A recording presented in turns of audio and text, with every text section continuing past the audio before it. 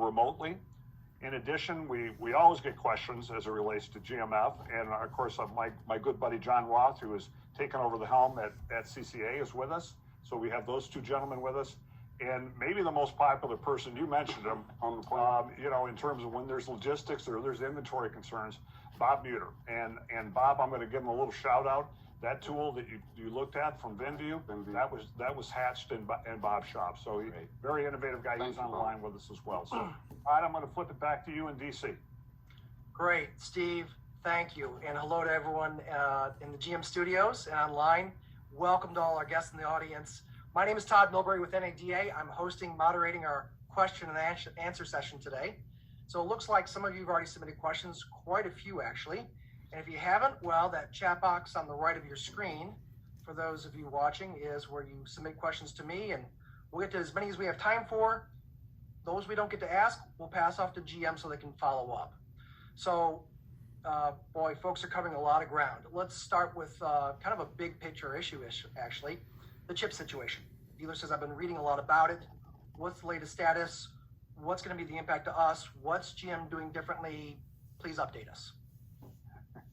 Okay, so I'm going to give the hardest question. I don't know if this is a good career move or not. I'm going to give the hardest question to my boss, Steve Carlisle. Steve, are you with us? You want to handle that one? Yeah, I sure am. And good afternoon, everyone. It's great to be with you, and happy to address the situation because it is very topical, very important.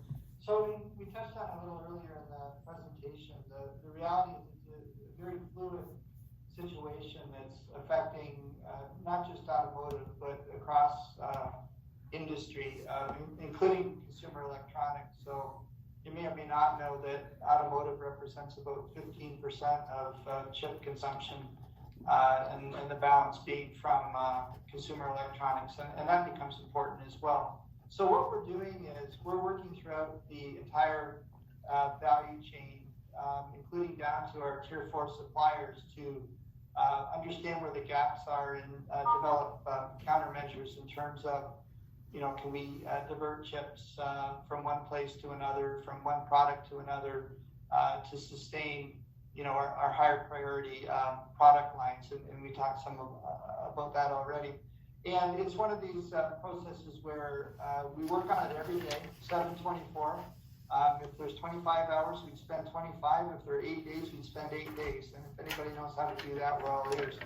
But the reality of that is the situation tends to get better as we move through it, and we're seeing exactly that. So in terms of impact, it takes the form, a couple of different forms. One is, unfortunately, we had to announce some downtime in several of our plants, 4 of our plants last week, and then earlier this week, that we would extend that downtime till the middle of March. And the purpose for doing that is so that, again, we can divert available to supply to higher demand and lower inventory of products, quite frankly. So, protecting pickups and crossovers and all of that is quite important. And for product lines where we are taking downtime, we're confident that we have makeup capability later on in the year. The other, I'd say, major tactic is that where we can do what we call build and part. So we can build a vehicle without a module or with a dummy module, and later on retrofit it. We're doing that as well on a priority basis, and then putting a process in place to how we manage the yards and the logistics chain. When we eventually do have components to retrofit those vehicles and get them on their way to you, and developing a lot of tools, again, in Bob's shop, so you got good visibility in terms of where everything is in the entire process. There's a lot of conversation going on at a governmental level, and the reason for that is so that automotive is getting their fair share of available capacity, and then that General Motors is getting our fair share. And then, of course, you want to build up capacity in aggregate. How we got here was, COVID was a big driver here, as demand was a lot lower in the early part of last year, and available production got diverted into other categories, and So part of what's going on is, and then growth in other categories. You know, consumer electronics has seen a lot of growth because of a lot more people working from home and needing their devices and the like of that. So a broad range of things. You know, our commitment is, you know, we've had a couple of cross-council calls already. You know, we'll continue to do that as the information evolves. We're quite confident that the situation will improve. We'll probably see the worst of it. We managed to push the impact off for General Motors a good number of weeks here already. And so we'll see probably the worst of it here in the next few weeks and into the early part of Q2. And then we expect things to start to improve pretty dramatically after that. So, Steve, you may want to pick up anything I may have missed. Yeah. You know, Steve, I'll mention two things, and you mentioned the build and park and why that's significant, right? So, first of all, you know, we don't want to lose the production spot, right? So if we can keep the plant going, we have some that need to be retrofitted in the yard, and then when we do get the adequate supply of chips, we'll not only be building with the vehicles being shipped, we'll be retrofitting them, and then we can get kind of a double barrel of inventory, you know, flowing. And make no mistake about it, the OEM that handles this the best is going to have an enormous advantage when we come out of this chip crisis, and we want to be that OEM. You can imagine that this is not a cheap date to build a car with all the pieces and everything that goes in it and not be able to bill it or floor plan it to you all. But this is what good partners do, and that's what we want to do. We want to be the OEM that's the quickest out of the gate. The second thing I'll say on that, Steve, is and I think it was Mike, I think you mentioned it to me. We were on the phone and you said, geez, I'd like another year just like 2020. Okay, guess what?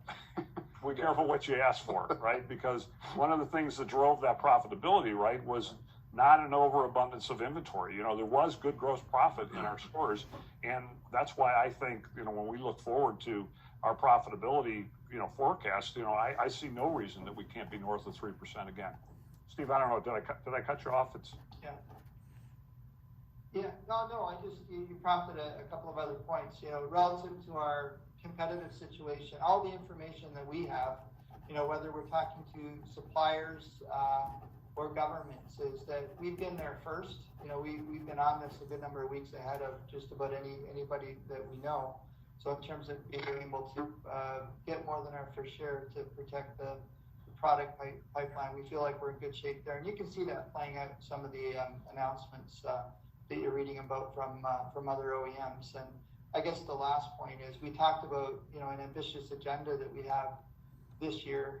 Mojo covered it, and so did you know, Mark and Steve in different ways. Is none of this is going to take us off track from that, including your profitability. So we've been in situations like this before. Unfortunately, we've got a lot of practice and we're really good at it. So, you know, we're confident that we're going to come out of this ahead of the game. Okay, great. Thanks, Steve. All right, thank you, gentlemen. Well, let's stick with the theme of shortages for just a second, but on the parts and service side of things. And a number of questions came in around the idea of the parts availability, parts on hold, and the back orders, and the issues that creates, especially with consumers. And so folks are asking if you give an update on the availability of LPOs, availability of some of these back orders.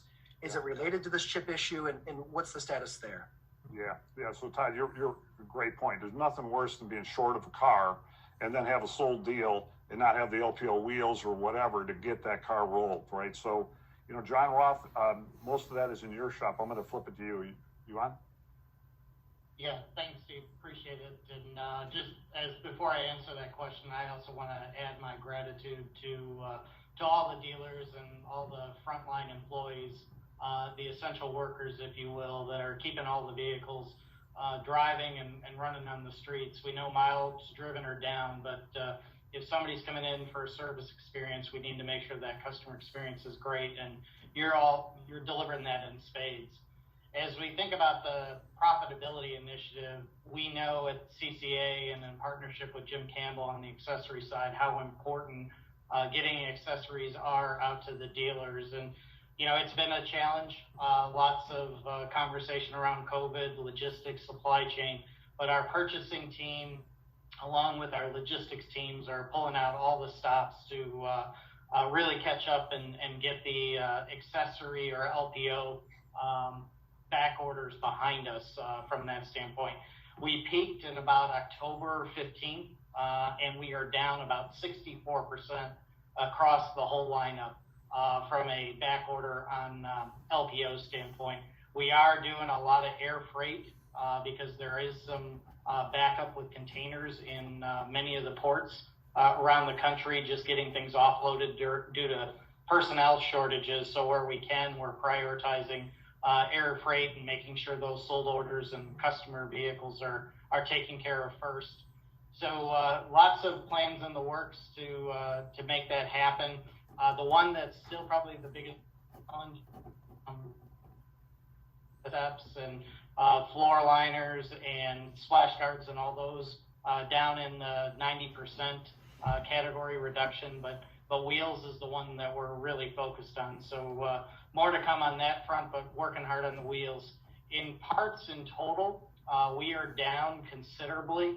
At the peak, we had close to 500,000 back orders in the system, and we've reduced that by about 65%, 64% on any given day. And again, working with purchasing, working with the supply chain team to really make sure we focus on those orders. The great news is, and I know many of you are using this tool, the SPAC tool, to put parts on priority. We typically run, call it pre-COVID, at about 13,000 SPAC cases. Right now we're down around 18,000.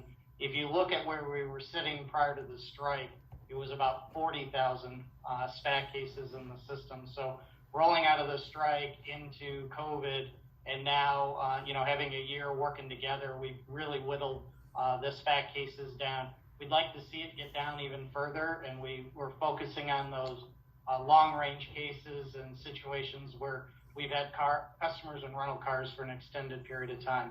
Now that rolls into the chip conversation that both Steve and Steve just spoke to, and we are using this as an opportunity to look for places that we can actually build ahead and get ahead of our back orders. There are a number of part lines that are directly impacted due to the chip shortage, and we'll work through those, but we are making sure we prioritize customer vehicles as well as getting ahead from a build standpoint. So we see this both as an opportunity to really test our supply chain system and make sure that we take care of the customers in the right fashion. So I think in the end, much like what Steve described here, trying to be the best OEM as we respond to this situation that we find ourselves in, we're trying to take advantage where we can to build ahead. Thanks. So back to you, Steve. Thanks, John. And that's an important point. We are not, if we're idling a plant and we've got back orders, we're going to take those production parts, get them into our CCA organization, try to clear as many back order lines as we can. So, Todd, next one, Great. please. Thank you. Let's bring GM Financial into the conversation here. Someone comments that GM Financial keeps creating programs to help floor plan dealers, but what are you doing to work with and help non-floor plan dealers? Okay. Jonas, we have you on, Jonas Hollingsworth. All right, yeah, I'm here. Thank you for the question, Todd. How to answer that, our objective is certainly not to penalize non-floor plan dealers, but the first and foremost, help all dealers sell vehicles fully utilizing everything that we have at our disposal that's available. But for floor plan dealers, I would say we do leverage the entire portfolio and relationship to what I believe is our collective advantage, meaning that fully engaging in our programs does have its benefits. It's our goal for all GM dealers to be floor plan with GMF. Make no mistake about that. And using dealer feedback, we've worked really hard to create compelling programs, such as dealer dividends, to increase consideration in all of our offerings. I guess the biggest opportunity that we have in front of us is the need to grow our loan business. And we work with the GM Executive Board, the GM sales and service teams to develop new programs to provide a balanced offer for all dealers, for GM, for customers, for GMF, so that we all succeed in that approach. Our combo program, as you're aware, is designed to drive traffic in stores with subvented rates combined with stackable cash. So we've got a great consumer-facing offer. Our promo rate program is designed to provide competitive rates with strong dealer finance income. So you've got choices there. It's also important to note that we know that through Pulp data that customers that finance with GM Financial are going to be more loyal to GM in your dealership when they return for their next vehicle purchase. Before I conclude my comments, before the end of the month, you will hear about a new GMF program that's specifically designed for non-floor plan dealers to finance more used business with GMF. We believe that engagement with our team on this new program and other programs, that your team will build confidence and will be able to serve your needs in a broader capacity than we may be today. Okay, great, Jonas, thanks. And the used car thing couldn't be more timely, right? If we're short on new cars, we got to figure out ways to sell more used cars, as a network, no question about it. And one other thing I'll say on that topic is when we did do the bottom line, when we asked for the councils what the feedback was, actually the number one thing that the councils wanted to talk about on the bottom line was how the flipping to GMF floor plan has dramatically improved the profitability. I think it's been insane, and I did a video for GMF and Jonas from the heart, and I think if anyone wants to watch that is from the heart. That is 10 years I started in that walk with GMF as a captive with you guys. There's 5 of us at DB, and waited 10 years, and I took a lot of beatings from you and senior leadership on why I hadn't flipped earlier. My opinion at that time, it wasn't ready. Right. I'm telling every dealer out there right now, please sit down with these folks. Because what it did for my business last year is almost doubled my net. Right. I think you've seen the same thing. Yeah, you mentioned it to me, and I listened, and we made a similar move after many years of pondering, and it's been a great strategic decision, and GMF's been a great business partner, and it's available to everybody. Just sit down with So basically, for 10 years, I tried to get you on. Keith Popleski gets on, does his bottom line video, makes a ton of dough, and then you guys flip in 20 seconds. So I'm just I was working on it. Go ahead, Todd. Go to the next one. All right, I'll save you. Well, there's a lot of questions about the EV ecosystem. So let me dive in here actually on the service side. And a dealer starts with, he says, well, first of all, I just leased a Bolt and I love it. This particular dealer has over 40 techs, 2 Bolt Volt certified, and he clearly sees the need for more. But he points to the length of the process, the resources it requires, and kind of the bottleneck in getting that up and running. Can you talk about kind of the national view of getting all techs ready for this EV world? Yeah. John Roth, can you help me with that one? Yeah, let me jump in here, Steve. So, we see this as a big opportunity. I've been talking with Mike and Keith and many of the other DFOB dealers about where can we go with the future service model. And, you see upside opportunity, and it really comes down to 2 elements, maybe 3.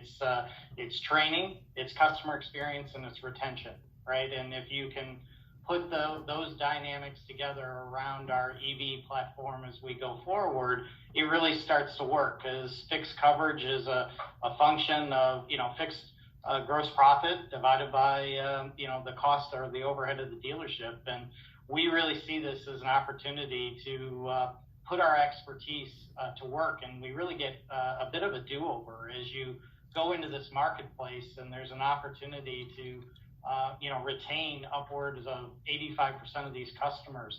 They want an expert. They want to do business with a dealer that sold them the vehicle. And, you look at the conquest numbers that Steve shared earlier, we're going to see even more sales conquest that goes on. So in my head, it actually even begins before that customer even comes in the service drive.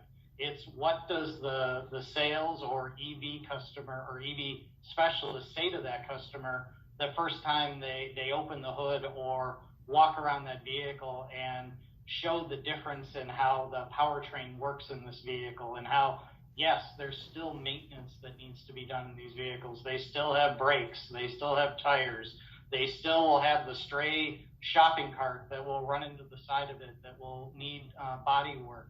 There's a real opportunity for us to build retention, and the data shows that EV customers are more loyal longer term than our traditional gas and diesel customers. And so we're going to need to index higher on that 6-year-old vehicle, 7-year-old vehicle from that time than what we do today. And that's really what I would express all of you to look at within your shops is we are fantastic at that 1 to 3 year, 1 to 5 year range.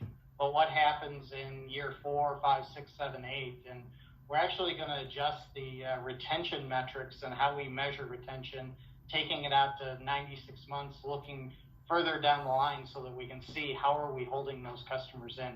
And then there's just the whole logistics of how you manage that customer experience and the service bay experience around EVs. And so there's a team working on what does that look like? How do we stand up that right process and system and share that knowledge with all of you so that we get speed, accuracy, value, and efficiency through those shops, because your dealerships are all about throughput. And if we can get more customers through and improve customer experience, build on that engagement and retention for the long haul, we will have that sticky power to keep those customers in our service drive, loyal to your dealership, and really have service become that differentiating benefit for why do they want to buy another vehicle from you. And so that's how we're thinking about it is, how does service not become a impairment, if you will, to the ownership, but become an enabler to future sales, an enabler to future service revenue. Great, thanks, John. The one thing I will add on top of that is we mentioned Brian Sweeney's organization. And one of the things that we did add are some field resources, candidly to address that, whether it's, Mojo on the, in terms of getting, the proper, charging activities going on at the dealership and also on the parts and service side. So if we have training gaps that we're missing, you got to let us know because, candidly, guys, we're all in. We're all in on EV, and we know we're kind of learning as we go. You're kind of learning as we go. If there's gaps, you let us know. We will address it from a training standpoint. Todd, next one, please.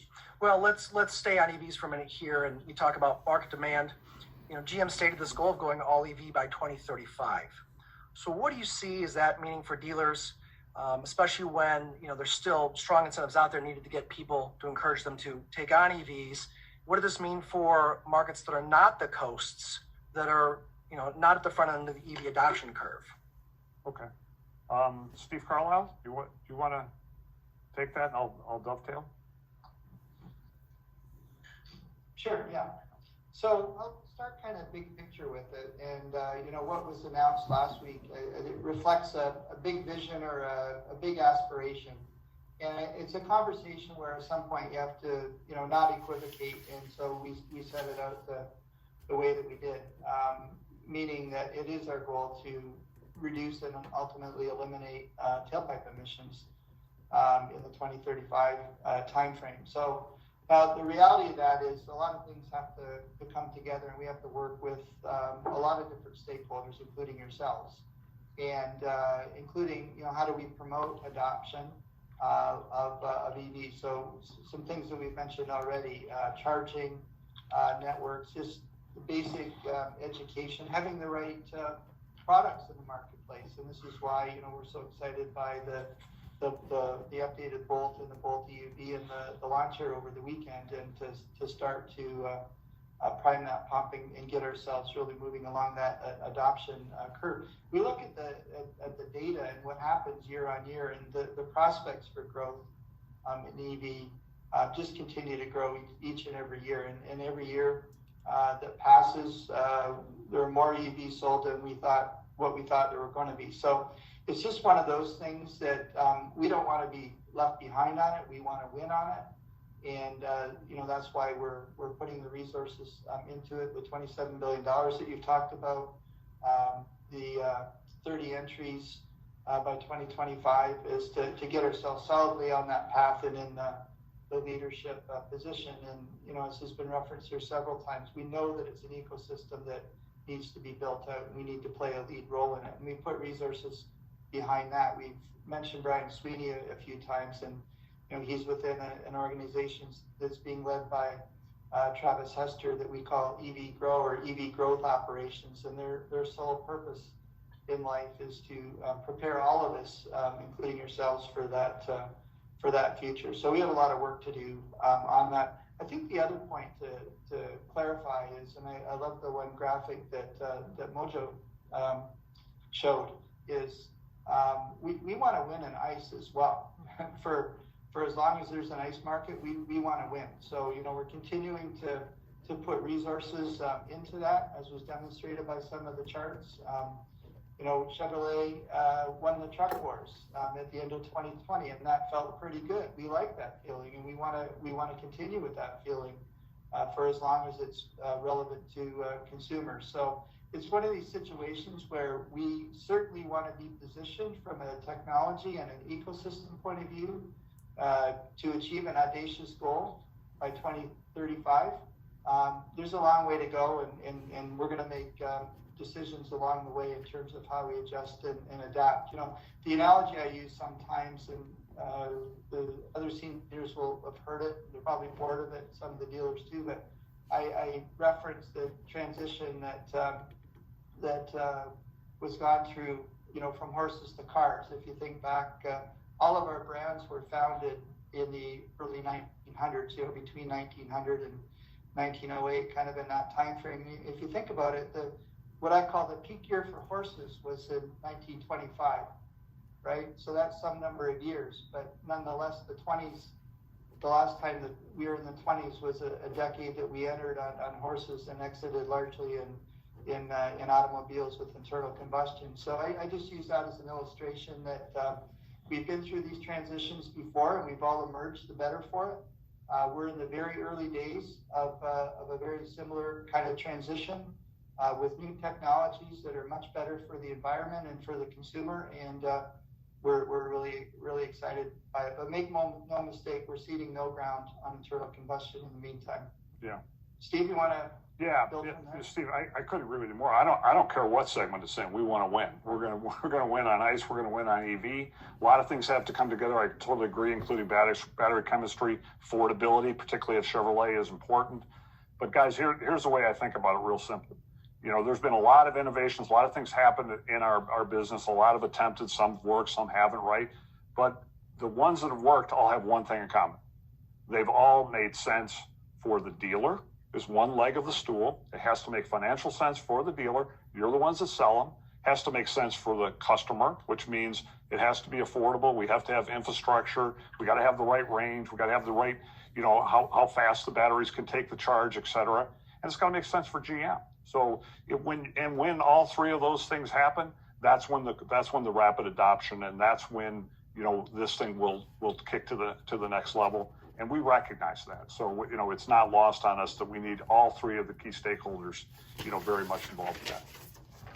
Steve, what you're really talking about is such a massive shift for General Motors and General Motors dealers.